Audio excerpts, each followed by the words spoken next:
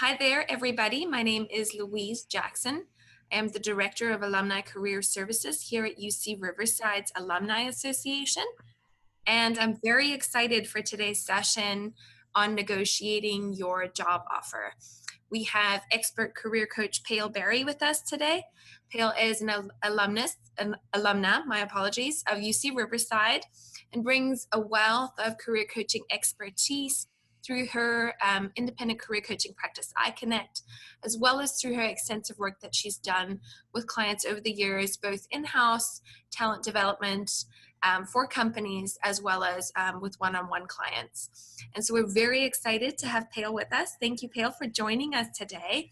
I'd like to invite our participants to make sure you ask your questions. Put those in the Q&A feature that you could find at the bottom of your screen. We really want this session to be a conversation between Payal and myself and you, and make sure that you get the help that you need so you can be successful in your jobs, in your careers, and your job search. And without further ado, I'm going to hand it off to Payal to take the lead and lead our session on negotiating and how we can go about doing that successfully. Fantastic. Thank you so much, Louise, for the introduction. And thank you everyone for joining today. I understand how difficult sometimes or frustrating it can be you've got those interviews lined up, but now it's that big question of how do I negotiate my salary, or just even the upfront question of, well, what's your salary range? So, it'll be good to cover that today. Just before we get into it, I wanted to just give you a little bit of a background on me, and it'll also give an understanding context of how negotiating has worked for me. So I went to UC Riverside, and I was actually a film major, thinking I was going to make it big, and very quickly realized that's not where I want to be. And so I actually headed into the direction of clinical psychology. So I was a clinical therapist and worked in New York as well as in California as a therapist, doing home-based therapy with individuals and families. And as I was working in that field, a lot of it was building trainings, building treatment plans, and all of these things for these individuals. But I quickly realized as I was in that work that my attention kept directing internally towards the nonprofit organizations, and thinking about what the retention levels are and how can we improve our employees in their level of comfort with the job that they're doing. And that led me to going back for my PhD in industrial organizational psychology. And what that also did was transition me from working as a clinical therapist in nonprofits to joining the learning and development and talent management teams in big corporations. I started at Southern California Edison, which is an electric company, and moving into insurance, and now I'm in executive search. And so you'd think, well, how am I negotiating, and how am I able to show that what I was making as a clinical therapist, I don't necessarily need to start at the absolute bottom in industrial organizational. And and that's something we'll cover today. So just to go over briefly what today we're going to be going over is, what does negotiation even mean? How to overcome the fear of negotiation. I know that sometimes it's really scary to even be assertive and just know what your value is. And then we'll move through what the negotiation conversation should look like once you get to that point in any kind of interview. So to start with, prior to even speaking with a recruiter, you're out there, you're on LinkedIn, you're looking for jobs, and whether it's as an engineer, whether it's in HR, in a public service, you are trying to figure out what's your next career move. As you're doing that, it's really important to anchor in and have some realistic expectations. And what that means is, regardless of it being industry or the field of work you're in or your level of experience, you might want to check these 4 places: salary.com, Paysa, LinkedIn, Glassdoor. Now, what I would say is to be really mindful that all of these places, where like Glassdoor and salary.com, people are putting in their own salaries, and some companies might only have one or two people that have actually inserted what they're making as an engineer or what they're making as a senior manager as an accountant. So you want to just be mindful and take it with a grain of salt that the information that is there might be inflated, or it might be not a complete accurate picture. But what it will do is give you some kind of realistic understanding and bearing of, okay, what would a Google versus a Southern California Edison or an accounting firm, Deloitte, what would their range really look like? So as you're, what I would always say is that as you're submitting your applications, begin your research for what that looks like.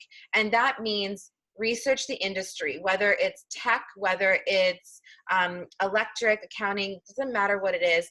Research the organization itself also, and research, by looking at the company details and networking.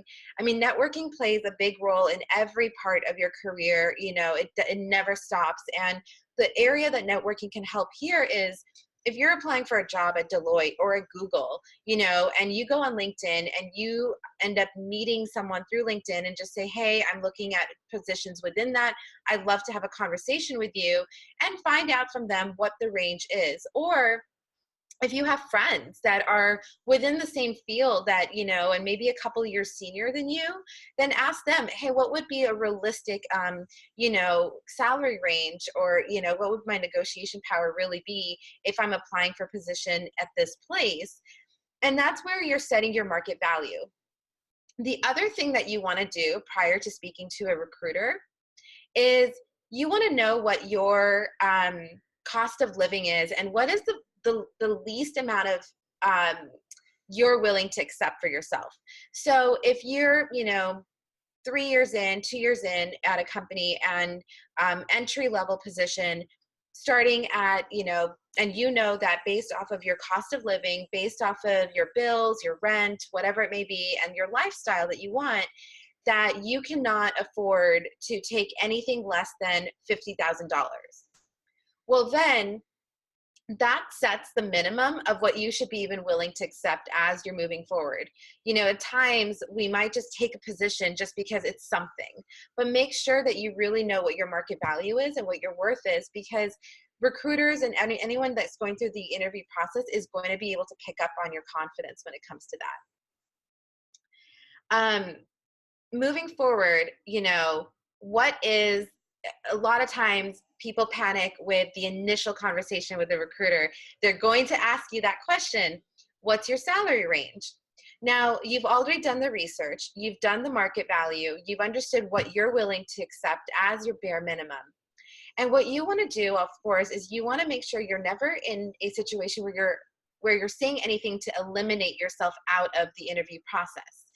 And you can do that by first just asking them and saying, you know what, I'm really interested in this position and it sounds so interesting to me. And I don't want to give a range that might be a ballpark that's outside of what you're thinking, as well as, lowball myself also. Can you provide me with a range? And a lot of times recruiters will do that, and they will say, yep, sure, this is, within a $15,000 range. What you want to do is you want to make sure that you're not also giving a range of, I can negotiate between 50 to 60,000. You want to stay within a 5 to 6,000 range, because that shows that you're more realistic. It shows that you're not just trying to, put a wide fishnet out there and just see what you can get. And realistically what your value is. The other thing that I would say is, as you're talking to recruiters, you want to know that, so for example, take that $50,000 as being your bare minimum that you're willing to accept. Most companies are always know that the person is going to try to negotiate. So you don't want to start at your bare minimum as your first negotiating power. You want to always start a few $1,000s ahead, above that. So that means if you're willing to at the least accept 50,000, you want to move that up and say, you know what, my range would be somewhere between 53, 54, up to 60,000. That And you can always say to them that, this is something that I'm really interested in. So I am willing to negotiate, and I'm willing to see, the position itself is more important than, than everything else. So what that does is that allows you to at least proceed with, and gives the green light to proceed with the actual interview. Because the most important thing is just not trying to eliminate yourself in the initial part of it. You want to bring your full self to the interview. And typically, most companies, if they really like you, they will do what they can and what's within their capacity to go ahead and give you what you want. So now, why is it that negotiating is so scary? Um, you know, there's that fear that it's your first job, you're right out of college, and you've had your internships while you're in college. And by the way, if you're still at UCR and you're still going through your sophomore year, your junior year, I would highly recommend getting internships. That's a good way to build some experience for yourself. But a lot of times when people are going through their first position, they think, I need to just take what I can get. Now, when you're going through and applying for your first job outside of college, everybody knows that you have limited experience. So, one thing that you should do is always make sure that you have your value added by knowing that whatever offer you're going to take as your first job is really going to set the tone for the next positions that are to come. So if your first job you accept is about $40,000, then as you're applying for a second job at somewhere else, they're always going to look back at what you were making. No one's going to jump from, if you take your first job and say, well, it's just $40,000, my first job, it's okay. And then you apply for a second position somewhere else, a couple years down the road, and you're asking for 60,000, they're not going to make that kind of a jump. So you want to set yourself up for the best when it comes thinking future. And as I mentioned, every company is expecting you to negotiate at some point. And sadly, only 31% of people actually negotiate. So just know that, you're not alone in the place of feeling nervous or scared about negotiating. And I understand that there's a lot of feelings of not wanting to lose out on a position. And we can talk about what that looks like also later on how you make sure that you set yourself up that just because you're negotiating does not mean that you're going to lose out on the position. The other thing is change of industry. A lot of times people feel that, well, I was in a completely different field of work and now I'm trying to move into a complete 180. How am I going to be able to really ask to negotiate something? Well, I'm going to give myself as an example. I was a clinical therapist, I was in psychology, and I moved over to learning and development in HR. And a lot of times on my first position at Southern California Edison, my coworkers would ask me, wow, that's such a big jump. How did you bridge that together? And my response, as I did through the interview process, was there's a lot of transferable skills, and don't doubt those. The things that you've built in your first position as, like I said, I was in clinical therapist, is I know how to coach. I understand how to build relationships. I know what it takes to build a curriculum. I know what it means to, navigate and mitigate through difficult and complicated relationships. And that plays over to learning and development, because my goal as a learning and development specialist is to go ahead and know how to understand the business, how to mitigate through, whether it's office politics or org savviness. And, I'm creating learning material and trainings for an audience. And so I need to understand them and be able to build really strong people relationships. So all of that really does help with knowing how you can take what your experience is and transfer into just essentially what you're doing is changing the language to match the new industry that you're joining, so they can see that it's really, you still have a lot of value to provide to the new industry. Another area is women. Only 7% of women negotiate, and this definitely is a challenging situation because most women feel, again, there tends to be that complex and that stigma that, women, of course, they make less than men, and how am I going to negotiate? I should be thankful. There tends to be a different type of persona that a woman takes on, which, as a woman, we need to change. So, again, it goes back to knowing your value. It goes back to really understanding that it's okay to ask for what you've done and look at what your value is in terms of the experience that you've had in the work that you've done, and know that your worth is just as much as anybody else. And for some reason, women, they tend to hold on to a little bit more of that um, passive persona of, I shouldn't really ask, like I should be really thankful and gratitude. But it's really that empowerment of, I've done so much, I've worked really hard to get to this place, and I deserve the next level of income. And the other part is cultural norms. A lot of times, when we come from a first generation in the workforce, or you come from a family where you're the first person, who's graduated from a college and is taking a position, there is that, again, it goes back to that place of, I should just feel gratitude for having this opportunity. And that ends up, of course, that humbleness is fantastic, but you don't want to do it at the expense of what your value and what your worth is in the workplace. You have to set yourself up and recognize that you did, what you're doing is pretty phenomenal and it's fantastic. And that is why your family is here, is to provide you with those opportunities.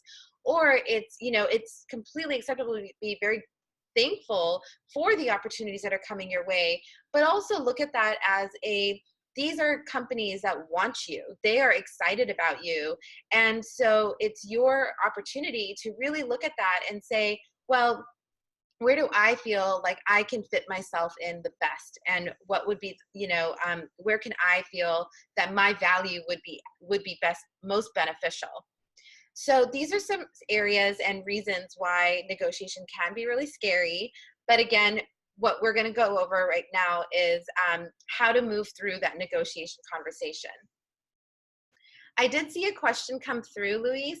Did we want to cover that now, or wait until the after? We could cover it now. I mean, you touched on it briefly in your prior slide. Someone's asking about whether they should tell in a job application, or even in a first round, if they're asked about a previous salary, should they disclose that amount? Now, I know we're getting a little bit at some legal issues. I know California recently passed a law about that.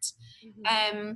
This person is particularly concerned that if they share that salary from a previous position, that they're going to get lowballed in the subsequent position.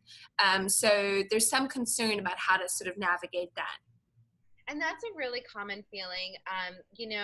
What I would say is exactly what Louise is saying, that there's a lot of states now that are passing that you're not allowed to ask what your previous income was because of that exact reason. So with knowing that if you're applying for a position in California, you actually don't need to provide that information anymore.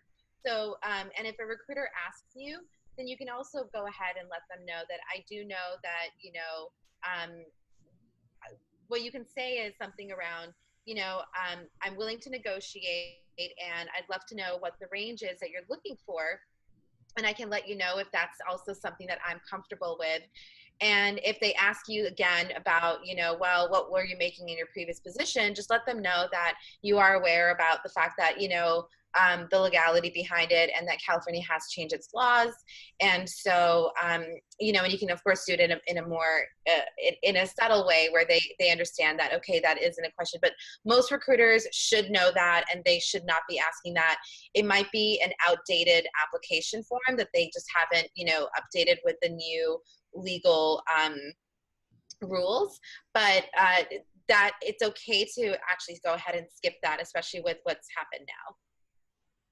Thank you so much, Payal. Really appreciate that, and I think we'll get at some of the subsequent, once we've covered some of the rest of the content as well. Right. So the next thing that I'd love to go over is, and in which is probably the area that everyone is really wanting to know is, okay, well, I've gone through the interview process, everything's great, now it's time to negotiate the actual job offer. So what does that look like? Well, first of all, realizing your starting salary potential. As I said, you want to make sure that you know what you are willing to accept. Whether you're 10 years in business, whether you're just starting out as a graduate, it doesn't matter. You need to know what's your market value by doing your research, doing the research on the company itself, finding people who work in that organization or people who work in that industry so they can give you an idea of what that could look like. And also make sure that, you know, the one other thing that I would say is that a strong negotiating tool is if you are interviewing with multiple companies, it's totally fine to let the company know that, hey, I'm actually interviewing with a couple of other companies. And sometimes recruiters will even ask you, are you interviewing with other organizations? And be honest and transparent about it. You know, and you can say it in a way where you just let them know, yes, you know, I am going through the interview process with a few other companies, and let them know that you're relatively around the same place in the phase of interviews as you are with them. And let them know that, you know, I am interviewing with other companies, but, you know, I'm definitely very excited and interested in your company because of, and list out a couple of reasons why this company is specifically interesting to you. You always want to let them know that, you know, yes, there's other options, but they're not a backup option. They're actually the primary, you know, option for you. So it's okay for them to know that, because a lot of times the reason to go back to why people are really nervous and scared about negotiating is because they think that companies have all the power, that the companies can decide yes, no, or we're just going to rescind the offer. We're not going to even bother with this. But when you also have, you know, multiple interviews going on, it also just on a subconscious level increases your own confidence. And because you're not as stressed out or feel pressured that if I don't get this position, then I'm out of anything. So the good thing is, and the positive is, that you want to keep sure that even until you have a job offer in your hand and you have the letter confirmation, you want to continue with other interviews always. You never want to stop the process with other companies until you have something absolutely confirmed in your hand. Now, if you only have one position that you're interviewing with and you're not at that place with other companies, that's okay too. And you let them know that, you know, you are in the process of applying and interviewing with other companies. They don't really need to know that they're, you know, you're just applying and there's not other companies around yet. But it's just, it's taking back a little bit of that power and having that confidence that, you know, it's fine. The other thing is, don't underestimate your likability. So the reason you even got the job offer is because they like you. They really think that you're the right fit. Lately, in the way that recruiting and selection process has gone, is that it takes typically anywhere between 3 months and 8 months to land a position. And the reason is organizations are getting more and more interested in making sure that they have the right cultural fit in their company. And so they're willing to invest and take the time in making sure that the person they're getting on is someone who's probably at most equally likely to last in this position for at least 2 to 3 years. So they will take their time to find the right cultural fit. And so the fact that you're even getting that position offered to you, take that as another negotiating power, is that they want you in their company. So, and use that in a way of, you know, still having a lot of gratitude. And the way that you want to position yourself is being appreciative of the job offer, which takes me to, once you actually have the job offer in your hand, you want to stay neutral. And what that does is, if you first provide them and they come to you and they say, you know, we really liked you and we're here to offer you the position. This is the salary range. This is the benefits. And this is, you know, vacation, holidays, et cetera, et cetera. And you get really excited and tell them, wow, this is amazing. I'm so excited. you've now made it so that they actually have a little bit of the upper hand, because they know that, all right, well, even if you were to say as your next sentence, well, is there any room for salary negotiation or benefit negotiation? They're probably going to come back with, well, this is what it really is that we can offer. You want to stay neutral. And what I mean by that is, of course, be very thankful and say, this is fantastic. I'm really, really glad to hear this. Is really great news. I'd like to take a day or two to please think about this and to, go over the package one more time, talk to my significant other or talk to my members of my house, just to make sure that this really fits well with, what I'm thinking as well and aligns with what I want. So again, companies are always know that this is going to be a potential that a candidate would say to them. So they're very ready and prepared for this. So go ahead and take that day or two. And typically recruiters will ask you, do you have any other questions? Is there something that I can answer for you that would help really make your decision? So use that to say, again, that, I'd like to take a day or two to think about this. And what you want to do during that day or two is really calculate, what does the benefits, what does my salary look like post taxes? What are my bills? What does everything look like? Talk to your significant other. Does this really make sense? After everything you know about them, and write down a list of questions that you have for them. So once you go back to them after the 24 hours or the 2 days, and if it means that you'd like to talk to their manager, the hiring manager, one more time, just to get a better feel for things, or you want to ask the recruiter and say, I'm really excited about the position, and I'd love to accept, but I'm just curious if there's, any room for negotiation on salary. Or another thing you would want to do is actually go back to them with two options. So whether that may be, if they're offering you, let's just say $60,000, but you don't want to take anything less than, 65, you can say to them, how about, would they be willing to meet me at 65,000 or a sign-on bonus? What you want to do is you want to always offer two different options to them. And more than likely, they're going to come back and accept one of your offers. And so they will come back and say, you know what, we can't necessarily, because of the demographic and the scale that we have with our company and HR policies, we have to stay to the 60,000, but we'll give you a $10,000 sign-on bonus. Or depending on the level that you're at, if you're at a senior manager position or higher, you can negotiate your vacation days. If they're giving you only, 10 days off and you want 15, that's something that you can come back and say that, I really like the offer. However, I'm just curious, just based off of like what my lifestyle is and what the type of work-life balance that I really is important to me. I'm curious if there's any room for negotiation around the benefits package. So there's different ways that you have to see what is the absolute most important to you. Is it important to you to get that $65,000, or is it more important to you to have a sign-on bonus, or to have, or if you're at a position that actually offers yearly annual bonuses, then you can even negotiate that. And sometimes companies, they're not necessarily able to move on the actual position salary. So if it's 60,000, but if they're saying that, we can move you from a 6% bonus yearly to a 10% annual bonus, then that's something to think about as well.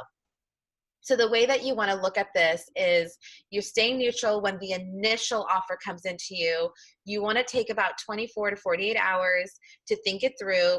You want to go back to them with, here's something I'm thinking, and give them two options. The other thing that I really want to emphasize is, and this is where people get really nervous about negotiating, is that they're scared that by negotiating, the company is going to rescind the offer and say, never mind, we're going to move on with somebody else. The way to make sure that that doesn't happen is you let them know that I'm really interested in this position. I'm just curious if this negotiation can happen. I'd like to think about it. I'm still interested in the position. So what you're telling them is that you're not saying no to them. You're not saying that it's an ultimatum of this position and this salary and what I'm asking you or nothing. You're allowing for that. I'm just want to play with this and I want to see what you say and let's entertain it.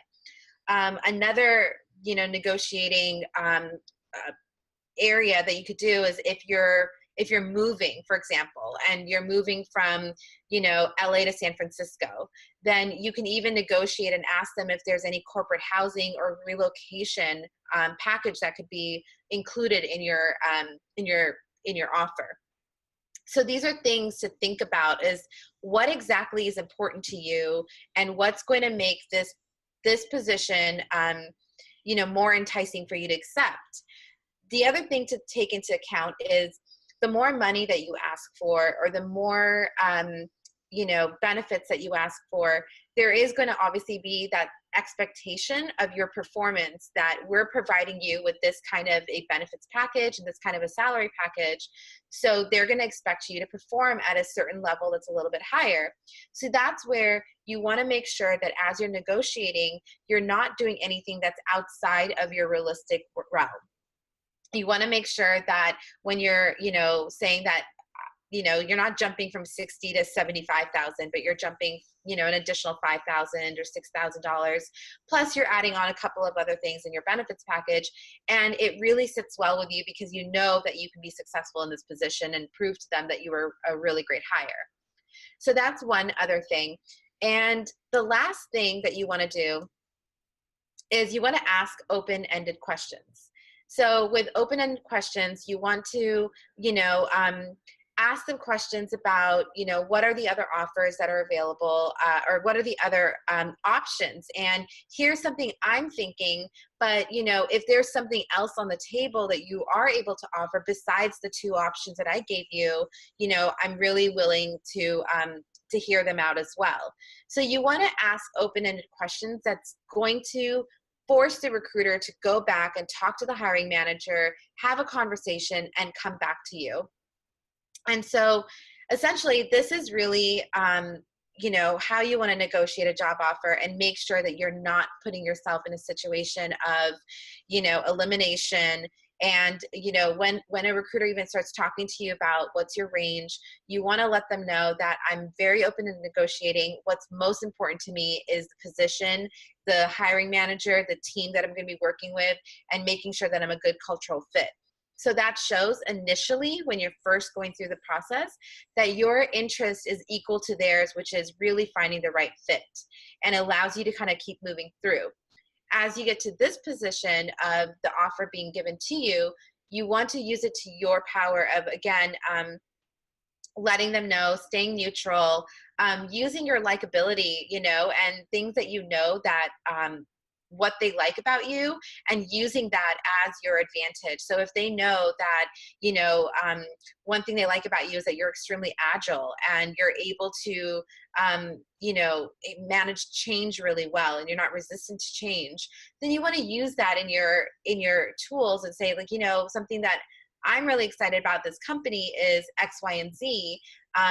But to make sure that, I feel really ready for this, I want to make sure that we're both on the same page, and this is something that I'd like to discuss further.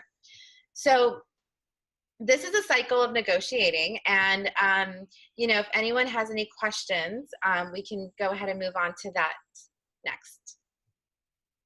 Sounds good. Thank you so much, Payal. I think you've covered, the majority of the importance of this.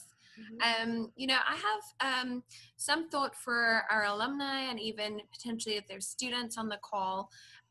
We've talked a little bit, and it's come through in different ways as to when the sort of more formal negotiation conversations should take place. If some of our alumni or our students on the call, if they get that conversation prior to actually receiving an actual in-hand offer, so you have a tangible offer in your hand that says, here's what we can give you, then to proceed with that conversation? Or is that a conversation that they should be open to at earliest stages when they haven't yet even received an actual offer? So what could you say in terms of sort of timeline as to when this should actually take place? I think typically when a conversation happens earlier. Again, it depends if you're in an academic setting, or public sector where salaries and everything is pretty structured. It's going to be a lot more difficult to negotiate that. If you're in an organization, you're really senior. Typically, they like to look at and have those conversations happen early on. So it's actually really common. Depending again, if you're hitting the senior director, VP position and above, they're going to start having some of those more in-depth conversation about your salary and your benefits early on. But I would say stick to the same tactic that you want to know what is the least that you're willing to accept, what works for your lifestyle, what's in your leverage in terms of, are you interviewing with other companies. And when you're having that conversation with the company, you have to know what is realistic for this organization. So if they're a startup company, if they're mid-size, or if they're a large organization, you also want to know, besides what's happening and what you're willing to accept, what can this company realistically afford? So if you're working at, you're looking for Blue Shield, Blue Cross, for example, healthcare, or Pfizer, pharmaceutical company, you know for sure that they have the budget to really expand. And if they really want you, they're going to go ahead and be willing to negotiate. If you're working with a smaller startup organization, under 500 people, they might have a lot less of that leverage to be able to negotiate with you. So I think one thing you want to do is, as you're having those conversations early on, is also really do the when you're going through the interviews, ask questions about the company. What is their goals? Where are they at in terms of their structure? And as your position, what is it that they're looking for? Because all of that information will actually help you in leveraging the negotiation power, even if it's early on in the conversation. Thank you. No, I appreciate that. So another question about who to actually have this conversation with. So again, you're going to have different organizations, different industries. There's going to be variation. If you're interviewing for a large bank in finance in New York, of course, you're going to be probably negotiating either with the hiring manager or with the recruiter. In some cases, though, in smaller organizations or in organizations that have a little bit more of a conservative culture, you may actually have a negotiation with the person who's going to be your supervisor. Any advice there in terms of knowing that you're going to be working with this person potentially? Is that something that you should be concerned about in terms of, should you request to actually have a negotiation specifically with someone in HR? Or if you have to, should you be concerned that you're doing that with someone you may be reporting to? Well, the way I look at it is typically, and I would say 99% of the time, it will be a recruiter or it will be someone in human resources, an HR manager. It's rare that it's actually directly with your hiring manager. But even if it is, when you're negotiating with a recruiter, they're still going back to your hiring manager. So what you're really saying, and what I'm hearing more, is that the conversation is either indirectly negotiating with your hiring manager, or you're directly negotiating with your hiring manager. And in that case, it stays relatively the same. If you're negotiating with your hiring manager, especially since they're the one ultimately who's going to accept the offer or accept the final decision, and in either scenario, you of course want to proceed with a little bit more caution in terms of how you communicate what you're asking for. So in a case with a hiring manager, you would start with letting them know that I'm really excited about working with you. One of the reasons I want to accept this position is because I really love the energy and the chemistry that we have, and I can see us making a lot of successful decisions together, and partnering well in the coming years. But as I'm obviously trying to move up in my career as well. And I know I have a lot of value to add. And a lot of our conversations and our interviews that we've talked about have been about these, X, Y, and Z that you really are excited to bring me on for. And so as we're talking about that, this is one area within the benefit package, or whether it's healthcare, maybe it's better healthcare working with, you've got a family at home, and, maybe it's a work from home situation because you've got two little ones at home. And so you need to be able to work from home like 2 days out of the week. Just letting them know that, this is this is my situation. And I really am excited about the position, but how can you, as my hiring manager and being someone that I'm going to work really closely with, help me in, making sure that as I'm coming on board, I'm really comfortable with the entire package. That's great. No, thank you. And I think you're getting at sort of viewing this as a holistic conversation, not just salary, but what are the other options that might be on the table in terms of flexible, work from home arrangement, Right. versus commuting in, and things of that nature, to include those in the conversation and know that we're not just limited to salary specifically. Right. And also when you're talking to a hiring manager, this is the person you're going to be reporting to. Mhm. So you're trying to build and set the foundation of what that relationship really looks like. Mhm. And when you're doing that, the goal is to have a transparent one, and to have one, that, you feel safe and comfortable to talk to them about these things. So if that even means that you're negotiating directly with them, you want to be able to let them know, like, this is great and I'm excited to work with you directly. Just let me know how you can help in terms of securing a better package, with me. That sounds good. Thank you so much. So in terms of subsequent questions, Mhm. another quick question about our first generation alumni that are out there, in terms of sort of imposter syndrome and potential sense of guilt. Mhm. If they're a first time job seeker, they're going to their very first entry level position, and are a first generation professional. They may be receiving potentially conflicting advice from family, from friends, as to whether they should even bother to negotiate, Mhm. and have potentially that sense of guilt. Do I even, knowing that I only come in with an internship experience, I definitely don't have a wealth of experience. Some advice they may be getting is to say, don't do it. Mhm. Do you have any comments for those Yeah, folks among our audience? definitely. I also come from a family where, it's a very, the cultural is very reactive, of like, emotional and excited that, oh my gosh, you got this position and just take it. You don't want to rock the boat. But the way that I approach it is that, what's the harm? You're just asking a question. And if they say, we're sorry, there really is no wiggle room for negotiation, you have your answer. And again, you just position it with, really excited, thank you so much for the offer. I want a couple days to think about it, and, just wanted to know if there's any room for negotiation. And they're probably going to, again, ask you questions about, well, what are you thinking? What are you looking at? And that's where you want to be prepared to say, I'm looking at salary, I'm looking at work from home, relocation, whatever the two things are. And again, and just say, again, I just want to know if there is any room for this kind of conversation. Otherwise, I am still very interested in the position. And so you're not rescinding it. You're not making it say, like, treating it like an ultimatum. I'd say that it would be scary to have that conversation if you're saying, look, if you're not able to meet this, I'm not going to be able to take the position.